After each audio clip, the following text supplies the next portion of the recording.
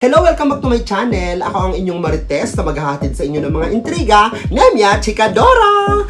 At nako, ibinasura nga ng Mtrcb ang hinaing motion for reconsideration ng programang It's Showtime. Kaya ito panoorin natin ang naging Presscon ng Mtrcb. Maaari na po tayong magsimula sa ating programa at ating press conference.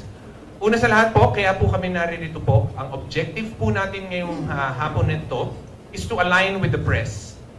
For whatever statements that will be released this afternoon, because often than not, the information is being mangled. The information that people are receiving, the Filipino people are receiving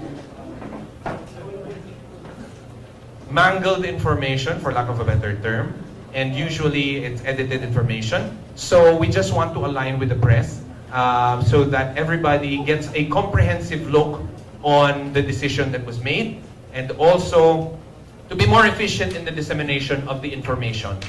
So, muli po, we would like to thank everyone in this room right now for being a part of this, because the objective of Mtrcb this afternoon is to disseminate the information as truthful as possible and as precise as possible. And with you as our partners, thank you for being here this afternoon. We do not want our statements to be taken out of context, and we just want to show the public that, rest assured, every means was taken and every stone was turned and every base is covered with regards to discussing the case with Movie Television Review and Classification Board. So this is our press conference for today, 28th of September 2023. We also have our board member, one of our reputable board member, Ma'am Keats Musngi, who is also going to be a part of the panel, who is an educator.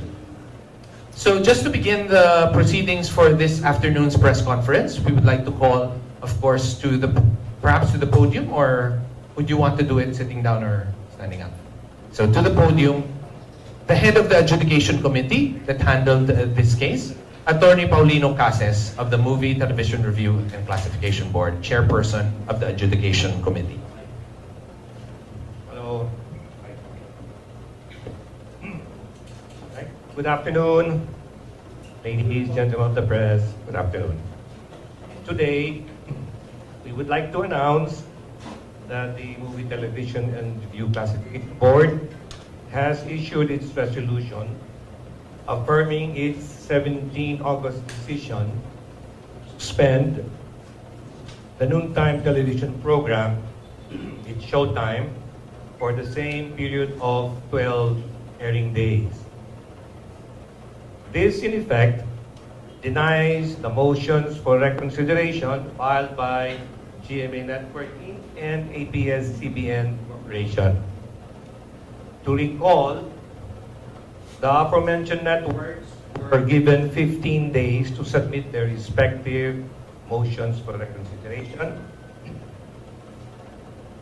regarding the July 25, 2023 episode of the live noontime television program Showtime, wherein during the show Isip Bata segment, the host Ryan Bang, Vice Ganda, and Ayon Perez allegedly acted indecently or inappropriately in the presence of children, alleged to be in violation of Section 3, Paragraph C of Presidential Decree 1986 and its implementing rules and regulations.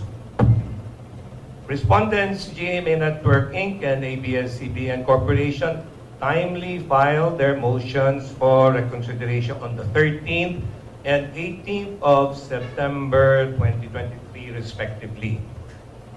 Please note, the Mtrcb Chairperson, Lala Soto Antonio, inhibited herself from participating and voting on the subject case.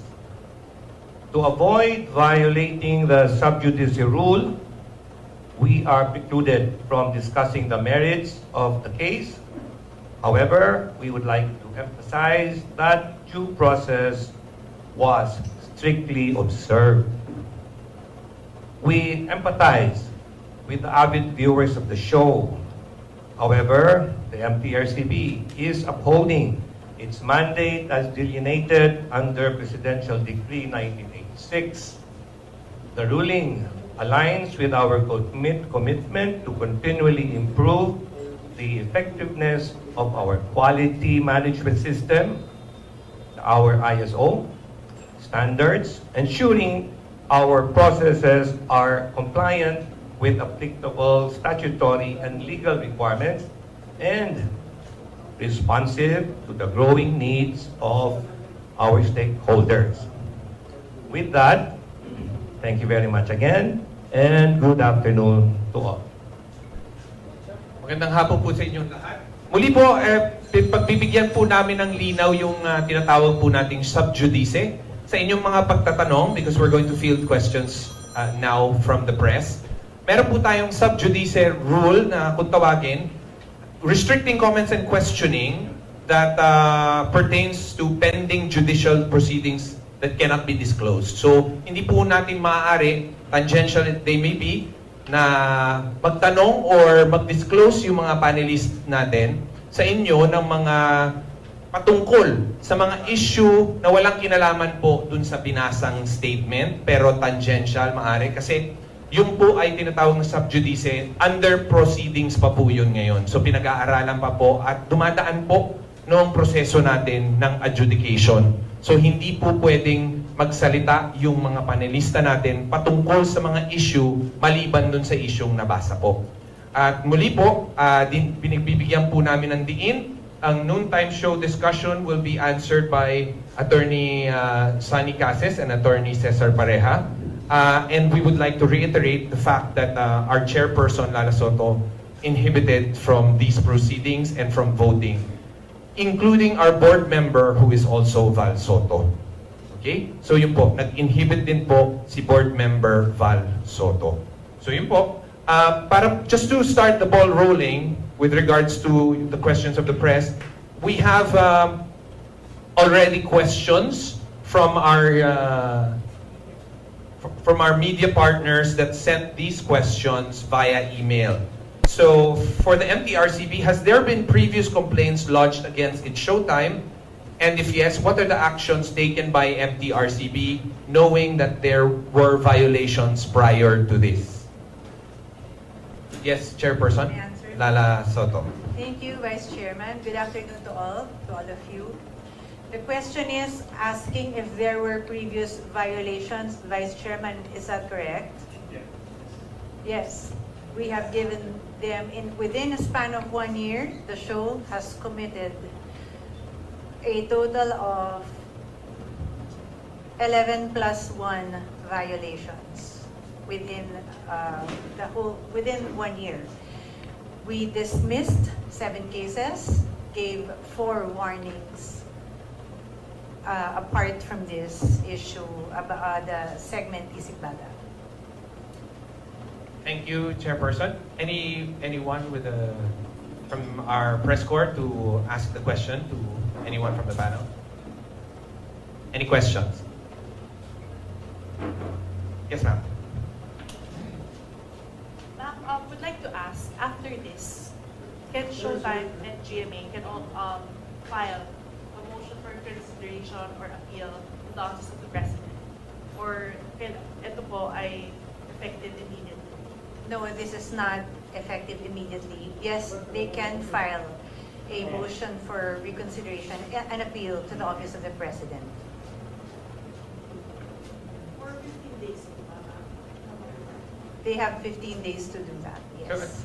So, Attorney Sani, would you like to explain the 15 days? Like, since this was being read, so from this time to when should they appeal, and should they not appeal, what would happen? Okay. The resolution, as we have mentioned earlier, has been issued today. So they will receive it today. Starting tomorrow, the 15-day period within which to file an appeal before the Office of the President will start to commence. Right. Within a period, they file. If if the Office of the President issues a resolution and they are not satisfied with the same, Then they have another 15 days to go and file a motion for reconsideration again. And then if they're not satisfied with that resolution, they go out to the Court of Appeals within 15 days. And the same process goes over again. They have another 15 days to file a motion for reconsideration, and thereafter they go to the Supreme Court. And that would be the final stage. Madam. So kung ang tanong po, para po sa ating mga manonood na sasalita ng Filipino, siguro, para mabigyan ng linaw, ang sinasabi po ni Attorney Sunny, ay hindi po mawawala kaagad yung programa sa airing. Kasi may 15 days pa po, yun po ang buong proseso. So may 15 days pa po noon, pagkatapos po noon, ay may 15 days pa po para umakyat din po sa Supreme Court. Kasi sa kanila na lang po yun kung sila po ay mag-aapila. Si Chairperson ay masasabihin pati po si Attorney Yes, Cesar. but as far as the Mtrcb is concerned, this is our response. This is our resolution to their motion for reconsideration. Para sa kaalaman po ng lahat, matapos po kasing nag-issue ng violation, yes, Chairperson, May I answer? Lala Soto. Thank you, Vice Chairman. Good afternoon to all of you. The question is asking if there were previous violations. Vice Chairman, is that correct? Yes. We have given them within a span of 1 year, the show has committed a total of 11 plus 1 violations within within 1 year. We dismissed 7 cases, gave 4 warnings. Apart from this issue about the segment Isigbada. Thank you, Chairperson. Anyone with from our press corps to ask the question to anyone from the panel? Any questions? Yes, ma'am. Ma'am, would like to ask, after this, can Showtime and GMA can all file a motion for consideration or appeal to the Office of the President? Or ito po ay effective immediately? No, this is not effective immediately. Yes, they can file a motion for reconsideration and appeal to the Office of the President. For 15 days, ma'am. They have 15 days to do that, yes. So, Attorney Sunny, would you like to explain the 15 days? Like, since this was being read, so from this time to when should they appeal, and should they not appeal, what would happen? Okay. The resolution, as we have mentioned earlier, has been issued today. So they will receive it today. Starting tomorrow, the 15-day period within which to file an appeal before the Office of the President will start to commence. Alright. Within a period, they file. If they are not, if the Office of the President issues a resolution and they are not satisfied with the same, then they have another 15 days to go and file a motion for reconsideration again. And then if they're not satisfied with that resolution, they go out to the Court of Appeals within 15 days. And the same process goes over again. They have another 15 days to file a motion for reconsideration, and thereafter they go to the Supreme Court. And that would be the final stage. Madam. So kung ang tanong po, para po sa ating mga manonood na sasalita ng Filipino, siguro, para mabigyan ng linaw, ang sinasabi po ni Attorney Sunny, ay hindi po mawawala kaagad yung programa sa airing. Kasi may 15 days pa po, yun po ang buong proseso. So may 15 days pa po noon, pagkatapos po noon, ay may 15 days pa po para umakyat din po sa Supreme Court. Kasi sa kanila na lang po yun kung sila po ay mag-aapila. Si Chairperson ay masasabihin pati po si Attorney Yes, Cesar. but as far as the Mtrcb is concerned, this is our response. This is our resolution to their motion for reconsideration. Para sa kaalaman po ng lahat, matapos po kasing nag-issue ng violation, nagkaroon pa po ng pagkakataon, yun po ang dahilan kung bakit napapanood pa rin po ang Showtime. Umi-ere pa rin po, hindi po talagang tinanggal kaagad. Kasi may prosesong sinusunod. Maaari pa po silang mag-apila. Kaya po, umabot sa ganitong panahon at ngayon nagdito po tayo at meron po tayong press conference para po bigyan ng hatol yung pag-aapila nila nung nakaraan. So pagkatapos po nito ay maaari pa ulit silang mag-apila. Yun po ang gusto po namin bigyan ng linaw. So isa po yan sa mga didiscussion. Ano po pong may mga katanungan pa po? Yes, ma'am. Follow up lang na, we're curious to know as well, if nag-violate nga po, or nag-violate po talaga yung segment na yun, why the segment, nila po the segment could have been suspended or i-chop nyo po yung segment na yun, but why the whole or entire Showtime show? Okay. By law, we are to suspend the network, in truth, and or the production. So we chose to suspend the production instead. And it's on them. It's supposed to be on the production to make these negotiations or the appeal. That's why they were given 15 days to be the ones to just suspend their hosts instead. But you're asking about the suspension of or removal of the segment. That's on the production as well. But we are to, by law, suspend the production. Madaling salita po, ang sinasabi po dito ni Chairperson Nala ay ang maaari lang pong isuspend ayon sa batas, ang maaari lang pong suspindihin ng Mtrcb ay yung produksyon at yung network. Hindi po maaari yung host. Ever since naman po, hindi po yun ginagawa. Kasi ang mandato po ng Mtrcb ay sa mga stakeholders niya at sa mga clients niya. At saka po, ang produksyon, siya na po ang rerenda sa mga hosts. Yun po ang lohika nung ginagawa. At tangential to what you were saying, dun sa question na yung segment na yon, ang NCTV din po ay nag-conduct ng kanilang pag-aaral tungkol po dito sa segment po na ito na itinutukoy ninyo, at nandito po si Dr. Luis Gatmaitan na kung saan man nagfo-fall yung category that is being considered dun sa segment na yon, kung bakit ganito po yung kinalabasan na hatol, no po, at desisyon. Nag-submit po ba ng material ang Showtime? Kasi nagsasubmit po ang mga child-friendly shows sa kanilang ahensya para ma-consider as child-friendly. Kung nag-submit din po ba ang programang It's Showtime? The National Council for Children's Television is an attached agency of the Department of Education, and we are mandated to promote a child media environment in Philippine television, no? And dito po sa particular na, well, ang ginagawa namin, we ask the different broadcast stations, no, to submit their shows which they have classified as child-friendly or children's television. So parang sila mismo muna ang mag-identify. Tapos pag sinabit, kami ang nagbabalidate. Kasi may batas na po tayo ngayon na 15% of the daily airtime ng bawat network should be devoted to child-friendly shows. No? So dapat 15% pag kinumpute siya sa total airtime ng isang network. And mismo yung Showtime, hindi naman niya kinlasify yung sarili niya na child-friendly. No? It's a noontime show. So kasi wala siyang submission sa aming NCCT na child-friendly yung show nila. But pero based pa rin doon sa sinabit sa amin na review, no? A review of the incident. I think related na ba doon sa review? Yes, yes.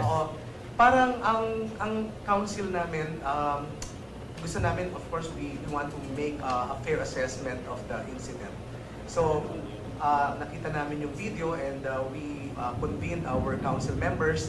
Yung council members po namin 5, no? We represent 5 sectors sa ating sa society na tumatayo dun sa aming council. Meron pong representative ng parent sector, merong child development specialist sector, ako po yun. Merong broadcast media sector. We have also the academic sector and the child focus NGO.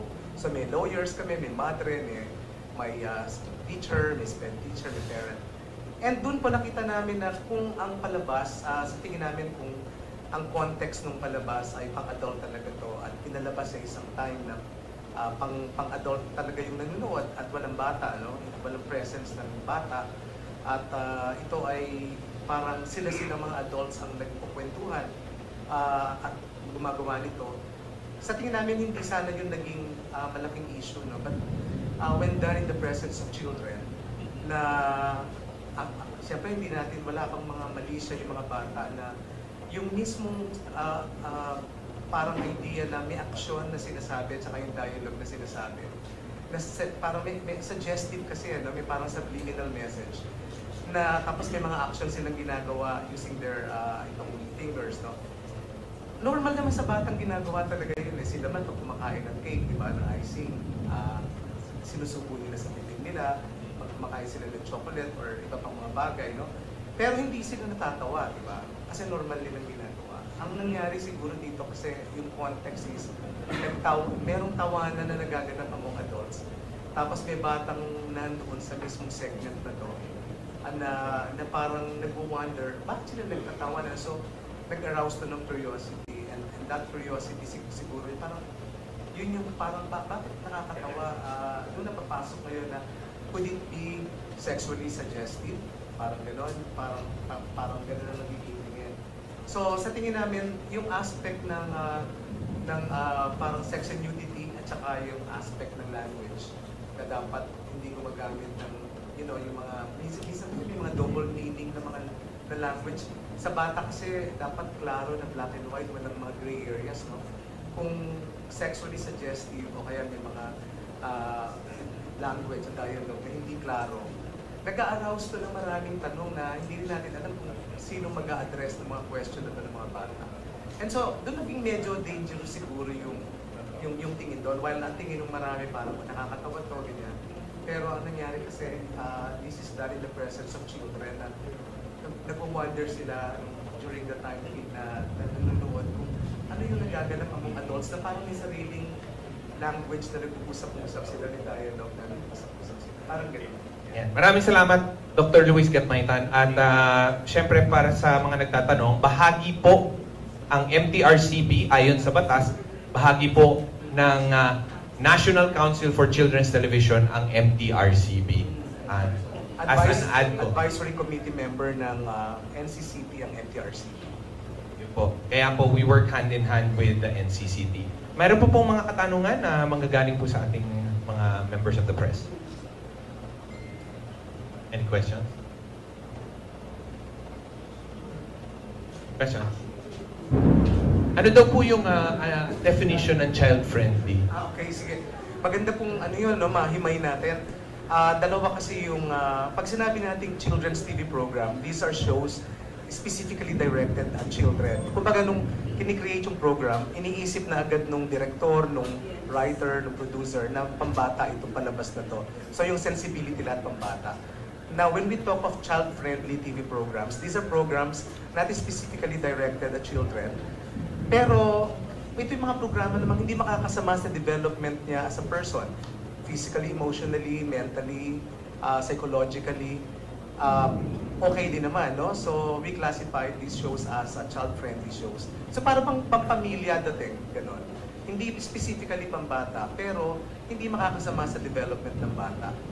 At so, yun yung pagkakaiba ng children's TV shows versus child-friendly TV shows. Maraming salamat. May mga nagtatanong pa, boss, kung Attorney Sani, how the decision was made, the process of how it was made. Ma'am, sino man yun, meron tayong process, no, yung complaints process na sinusunod. Now, dalawang klaseng complaints na pinanggagalingan. Yung first one, yung galing sa amin, monitoring and inspection unit dito attached sa ating agency. Nagmo-monitor sila, meron silang monitoring room at pag may nakita silang medyo labag, then they make their incident report and then binibigay sa Office of the Chair at saka sa Legal Affairs Division.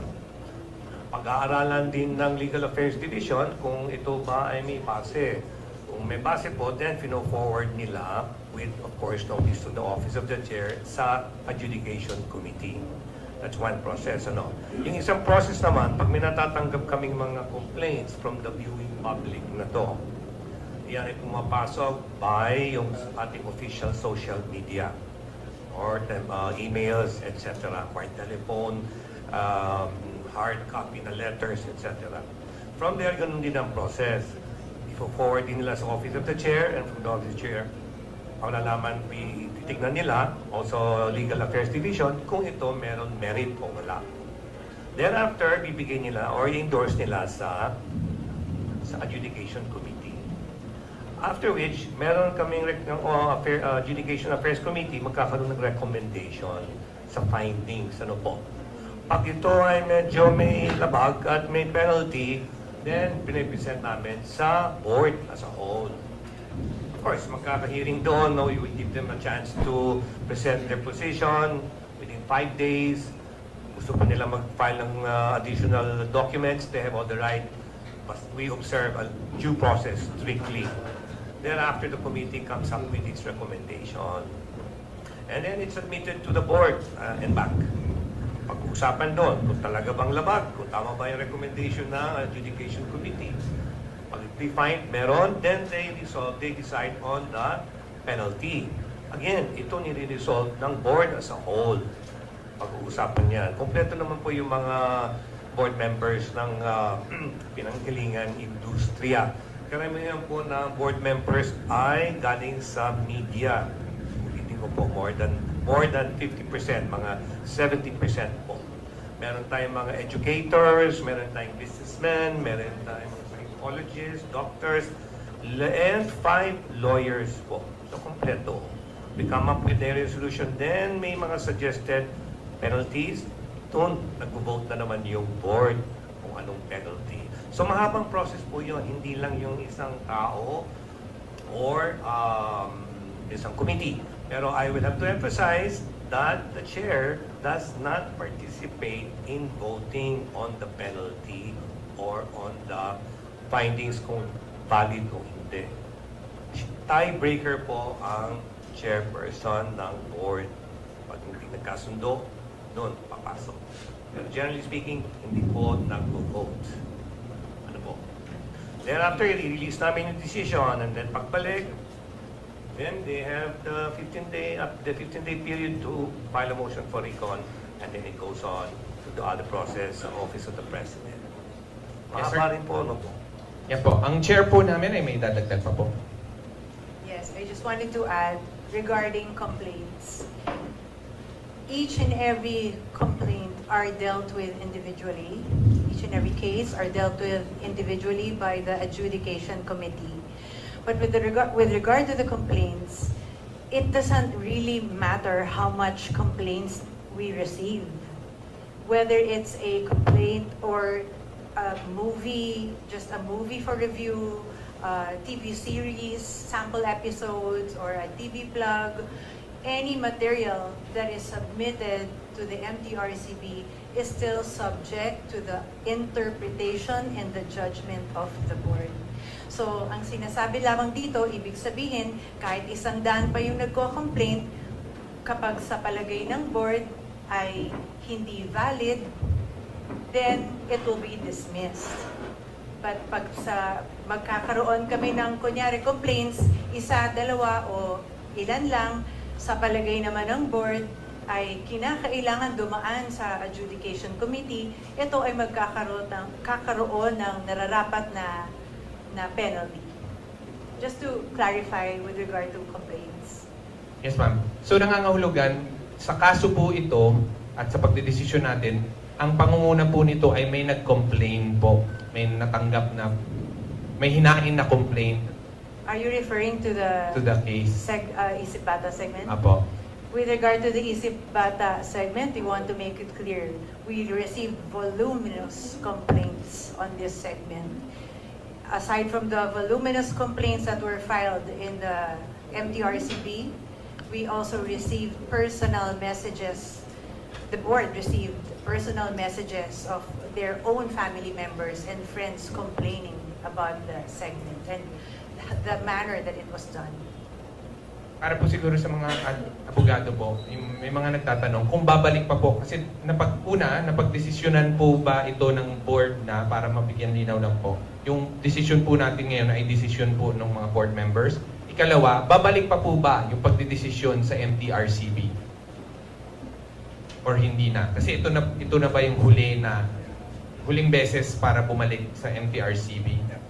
Insofar as this case is concerned, ito na yung last step ng MTRCB, in this case na we issue a resolution regarding their motion for reconsideration. After this, it's up to the respondents if they want to comply, na they agree, sige, they will just take the penalty, or they can now they have 15 days to go to the Office of the President and appeal our decision. In such a case, doon na yung venue, hindi na sa akin. Tapos na yung aming part of this case. So ito na po yung huli. Meron pa pong katanungan from the press? Yes, ma'am. Attorney and ma'am, pa-clarify lang po, was during the course of the decision making, was there a dialogue with the hosts? And kung nagkaroon po ba ng dialogue, magbabago po ba ang naging decision? Could it be like working hand in hand na po MTRCB and the host? Or ano po kaya ang masasabi natin?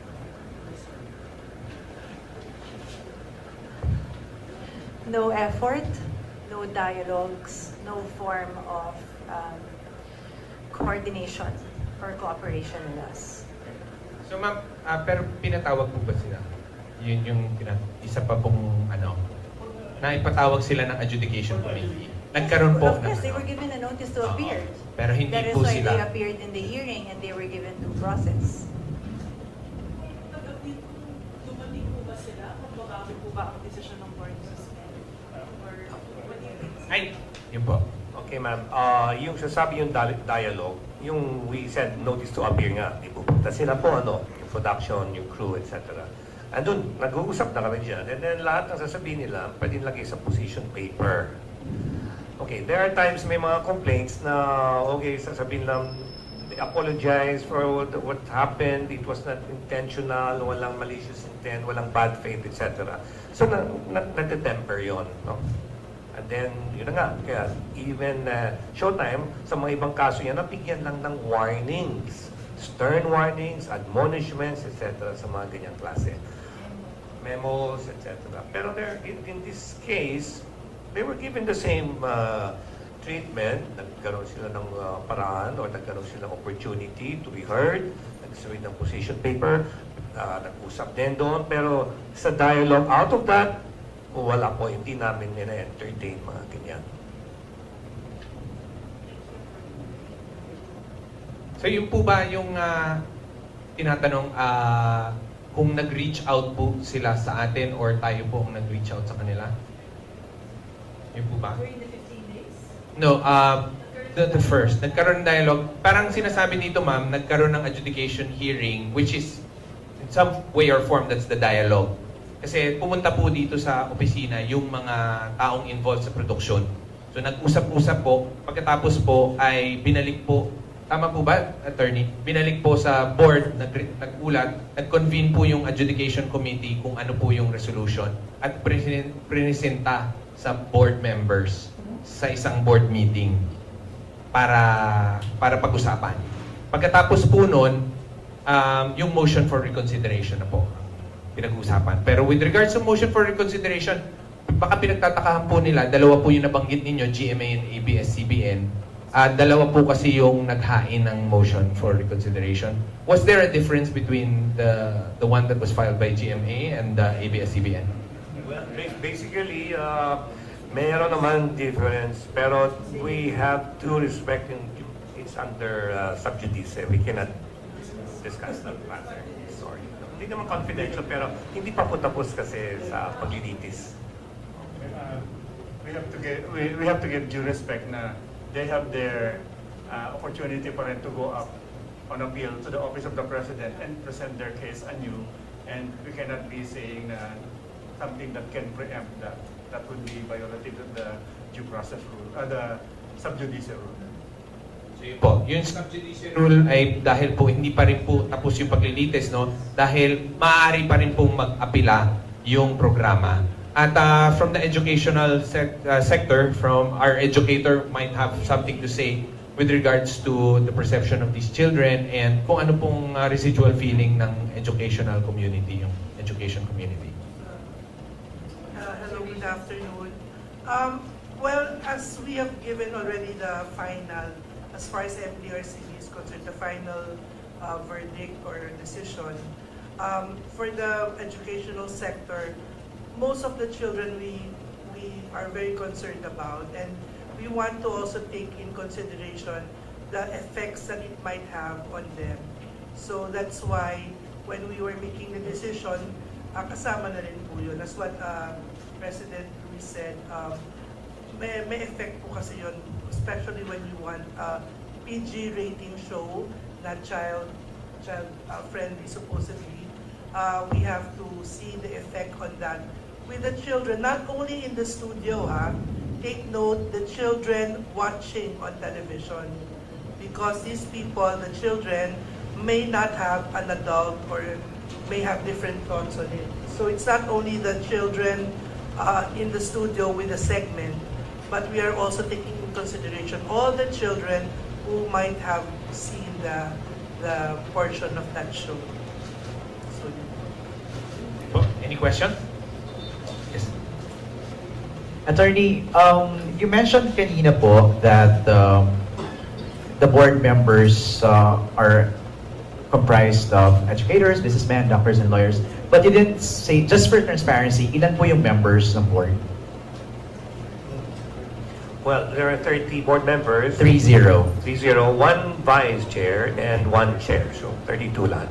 Okay. Was the vote to deny the MR unanimous? Majority po, a big majority. Ilang percent po?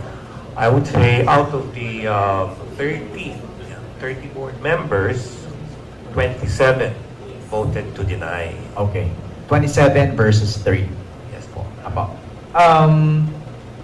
Chair Lala, kasi po, after the first decision was released, you know, we are all aware of the backlash, you know, the things that have been said about you, about the agency. And you already clarified that you didn't, and you inhibited, in fact, you are not voting. Sabi ni Attorney kanina, your role is just a tiebreaker. Hindi maalis sa isip ng tao the conflict of interest. Kahit po na hindi kayo bumoboto, you are, in fact, still a family member of a competing show of its Showtime. Ano po yung position nyo doon sa statement na sinasabing conflict of interest? First, I truly believe my being a Soto or my father's daughter should not be taken against me. Instead, it should even be taken positively that I am someone who grew up in the industry. I am someone who loves the industry and understands the industry. I really believe that we should respect others' opinions. Also, that's their opinion. There's nothing I can do. I am just doing my job humbly and justly.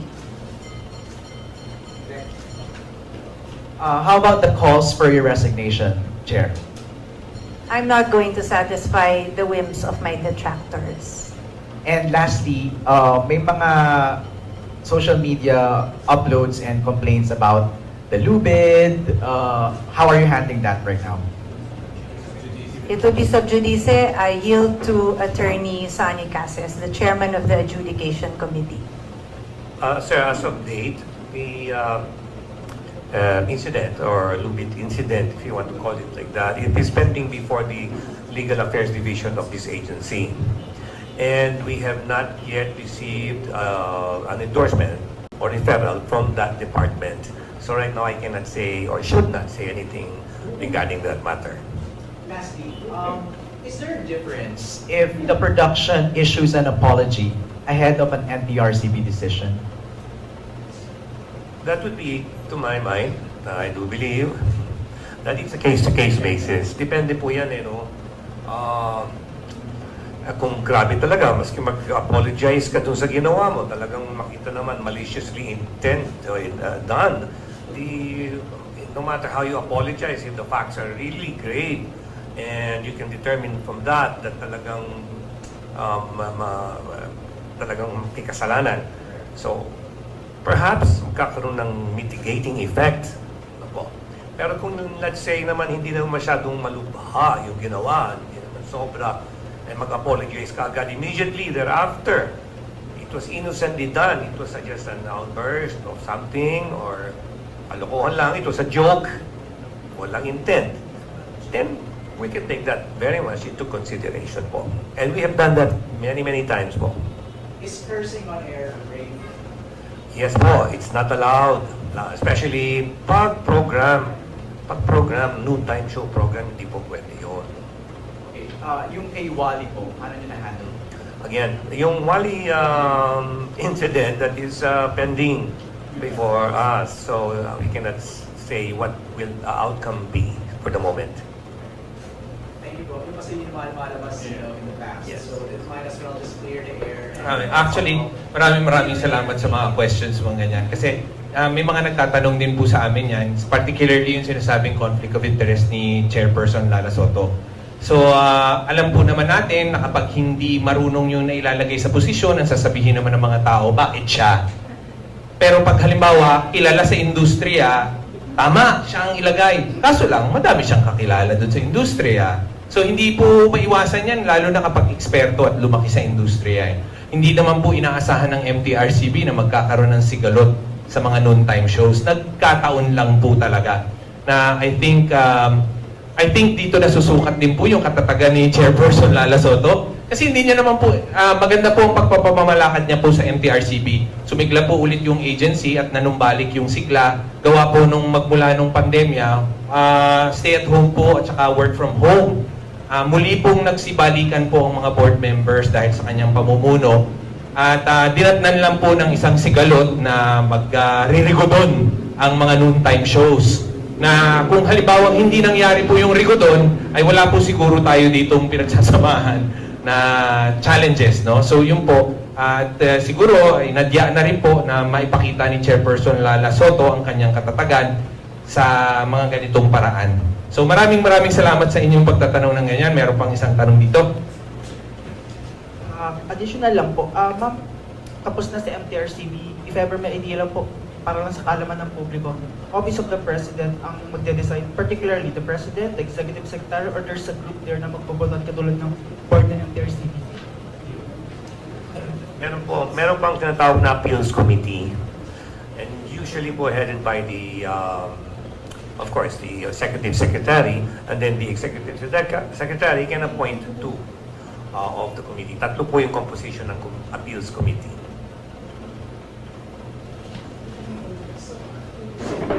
Pwede po sila pa.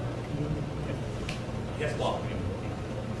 Pero sorry, I'm curious lang talaga, no? Do you think it's too harsh na suspension agad? Wala, I mean, pwede po bang warning muna bago nagkaroon ng suspension ng decision? So, Chair, this is historical. No? This is the longest suspension. No, that's not. That is This incorrect. is the longest. There was already a suspension in the past for the same show, 20 days. This is only 12 days. Going back to your question, as I mentioned earlier, we gave them 4 warnings and 7 dismissed cases. How many warnings are we supposed to issue?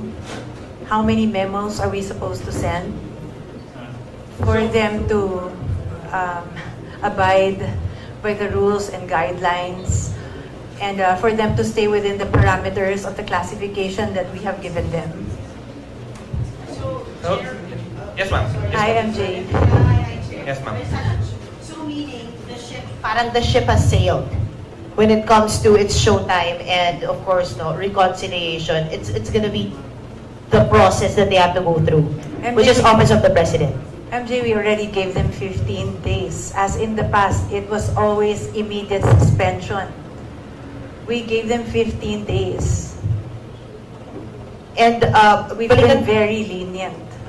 And balikan lang po natin yung sa EAP. May bearing po ba kasi yung apology na pinadala ng na through one of the creative heads na si Jenny Ferres sa MTRCB. Does that have a bearing in terms of how you will process and decide on the rope joke that happened on the Saturday episode? Say you to Attorney Cases. Yes, to Attorney Cases. Madam, again, sub judice nga po yung pinag-uusapan pa. No? But I would like to say, sabi ko, case-to-case basis ngayon. I cannot say in this case kasi pinag-aaralan pa ng Legal Affairs Division namin. But we received already the apology letter. Okay. Okay, yes. But tingnan natin, pasagutin muna rin natin sila. Bakit? Ano nangyari? Ba't mo nasabi yun? How was it done? Was it done,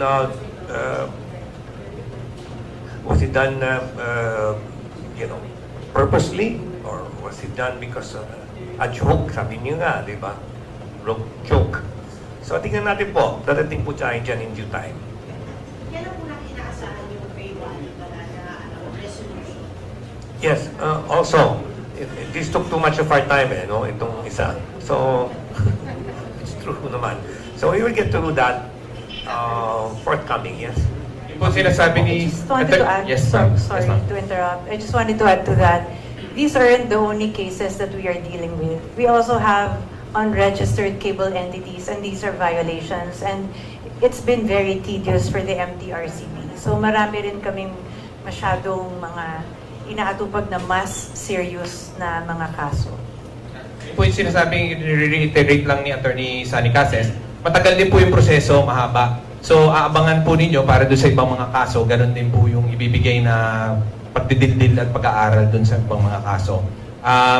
I think na-answer na, na-satisfy na yung pagiging harsh nung 12 days because of the violation warnings in the past. At nagpapasalamat po kami sa press kasi yung madalas ang sinasabi, hindi nabalitaan ng mga tao. So nagulat na lang sila, yan lang, bigla na lang ganun. So nagpapasalamat kami dahil sa inyong tulong ay nadi-disseminate yung information na ganun. So maraming salamat. May add yung sa harshness, ma'am, just for your consumption. Meron bang gusto i-cancel na yung time show? Meron 6 months, meron 1 year. So what is harsh, no? So we don't want to entertain those suggestions, no? So kami na nag-usap kami, the board decided on its own. We don't want to be swayed by the public on this. So I don't know what is harsh. Ano po? Any more questions? Okay na. Just a few words from Attorney Cesar Parejo before we wrap this up. Maybe just to clarify, I think we have a statement that we gave out about the what was violated in the second paragraph there, in the last portion, the last sentence. What was violated was Section 3C of Presidential Decree 1986 and its implementing rules and regulations. We'd like to clarify that the implementing rule and regulation violated is Section 2B1, Chapter 4 of the implementing rules. Hindi lang naisama yung caption ng numbers na yun here. So, we're coming up with an updated version of this, including the specific number of the implementing rule that was violated. So it's no longer 3C? No, it's still 3C. It's in violation of 3C of Presidential Decree number 1986 and its implementing rules. The implementing rule, we like to specify also which of those implementing rules. So we will just add a line about those numbers. So maybe papalitan later.